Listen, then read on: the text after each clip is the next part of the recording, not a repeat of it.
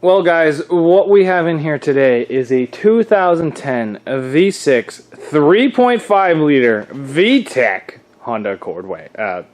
Stop saying wagon, it's a sedan. So these tires tell me that she does some pretty good burnouts, but we're going to build this for full-size rules. And why I think that's going to be cool is because here in Ontario, they've been trying to get front-wheel drives out of the rear-wheel drive bracket now for, I'm going to say 3 or 4 years. This car here has a wheelbase of 110. The wheelbase here in Ontario used to be 106 and a half. Now they raised it up to 109.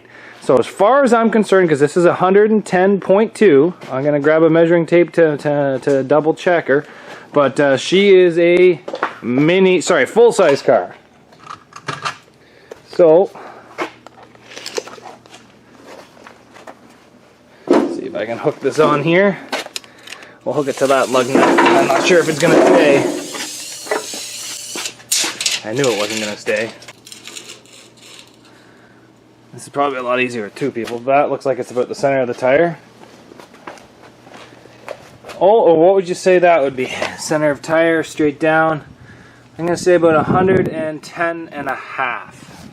So yep, 110 inch wheelbase means it's a full size. So I already know, you guys wonder why I have so many tape measures, because they just go missing like crazy. I already know tech's going to be mad at me because they've been trying to get front-wheel drives out of full-size for quite some time. So why not, you know what, go against the status quo and put this into them. So this car right here, I actually picked up. I've been parting out, so I don't have a passenger side front fender. So we'll just, I don't know, throw a Camry one or like a Subaru one on there. I don't really care, to be honest. I did notice that when I sold the radiator, Buddy just cut the hoses out of it. So that kind of sucks. So I may have ran it out of ATF, but maybe I caught it quick enough. I just drove it into the shop. So that should be okay.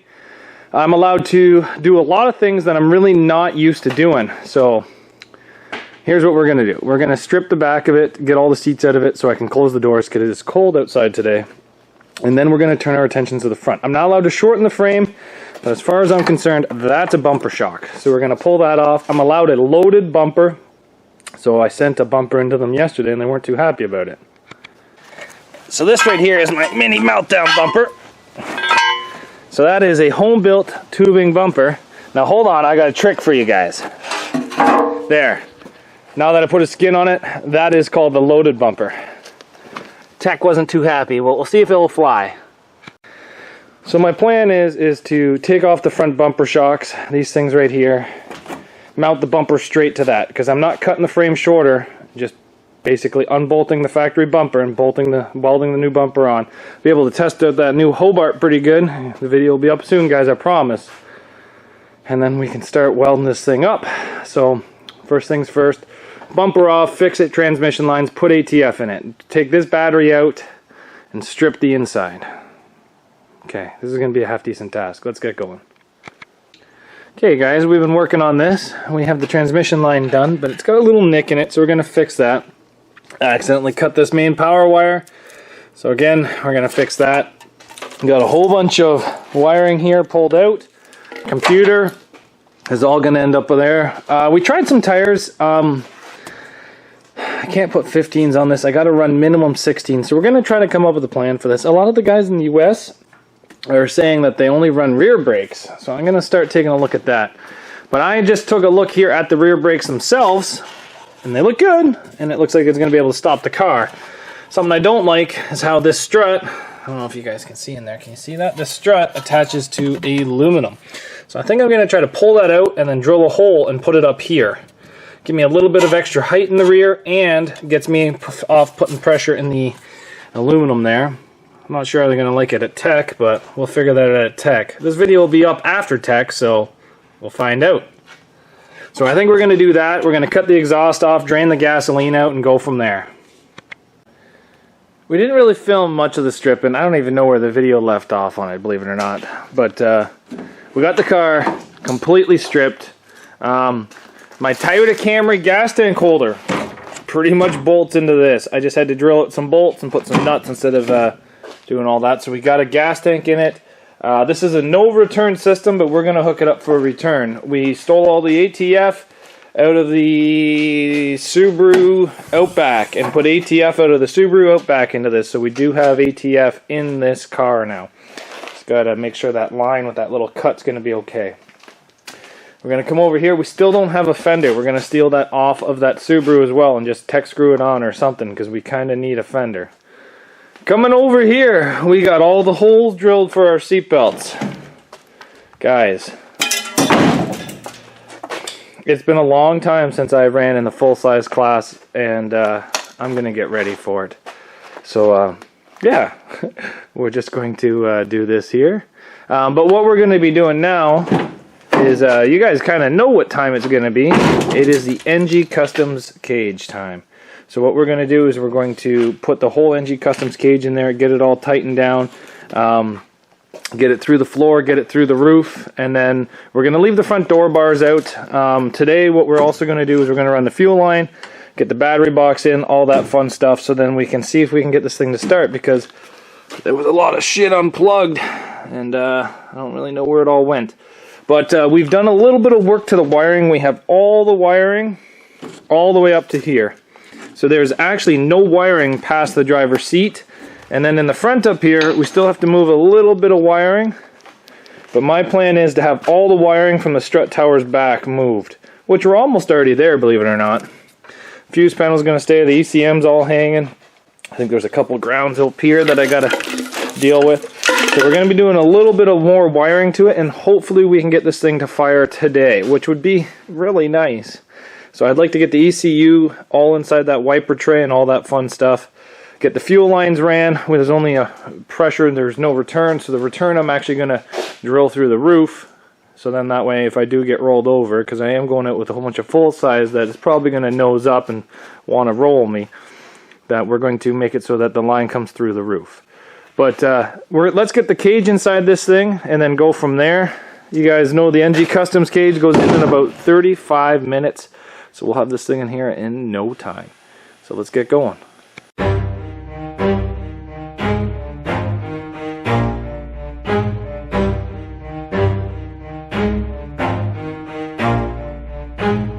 Never stop, I'll get it if I want it. Gotta make to myself a promise. I won't quit, keep going till I got it. I won't give up till I'm on top. Yo, no, I ain't the type to give up. If I do something, man, I do it till I get what I want. I turn a business out of nothing into something I love. I got a poker face, but honestly, I'm not one to bluff. I flip a switch, never miss, man, I always stay up. Don't let them see you, bitch, always have a plan to stay tough. This life ahead of you ain't easy, it was built to be rough. But that's what makes a personality, is tragedy, bruh.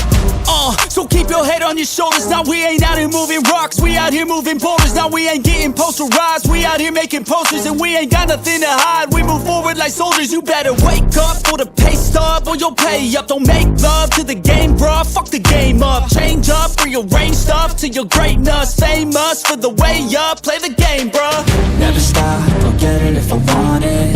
Gotta make to myself a promise. I won't quit, keep going till I got it. I won't give up till I'm on top, yeah. You know I'm always honest, there ain't no way I'm ever stopping. I won't quit. So it took a little longer than expected because we did a little bit more things. We got the gas tank in there. We got it bolted down. We got the cage in there, bolted down tight. We got the doors seatbelted shut. I tried to make this one look a little pretty and do the seatbelt ties on the inside, so it does look a little prettier than my cars normally look with seatbelts hanging out everywhere. But what we're going to be doing now, we threw the seat back in there, threw the driver's side door bar in there.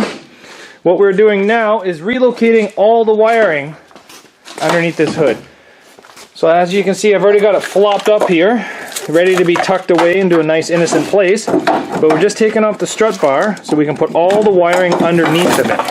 Oh, there's something attached there in the center, Mac. I think it's the brake booster lines. So what we're doing is we're just making it. There you go. So all the wiring can be tucked underneath. And that way it'd be less likely to be cut, be tucked away a little bit nicer, and all that fun things. So let's move some of this wiring. We're going to hook up our main positive. This is going to go to the battery. We're going to fix the ground that I cut right here. Yeah, I did that. I did that too. I'm sorry. We're going to maybe get some measurements for some cable attachments here and see what we can do. But so far, so good, guys. Everything's going along pretty good, actually, I think. We're just going to be moving some wiring. We might cut the hole in the hood now and see what we can do. I'd like to fire this thing today, guys. We can hook up the fuel lines and all that fun junk. So let's get going. So we got this ground clamp here fixed. It's not fancy, but it's going to work. Maybe throw some solder onto that, who knows. We got the fuel line up here. We still have to zip tie it. Having problems getting it super tight. We put 2 gear clamps, so it just wants to keep coming loose. Got the wire rerouted. The wiring. We got a Subaru fender on this, guys. We haven't lost the love for the Subaru, so it's here. Putting some zip lines on the fuel line. Okay, we got the fuel line all hooked up. Some zip ties. This is a returnless system. So the return we're going to use as a vent. Oh, stupid gunk that Honda puts on their doors. It's just covering my clothes. Okay, so now, we haven't hooked up any switches yet. So this one right here is the fuel pump. So the fuel pump's running, no leaks, that's kind of nice. No leaks underneath the hood? Nope. No leaks, okay, so park. Oh guys, it runs! It runs! Let's give her a little rev, see if she revs up.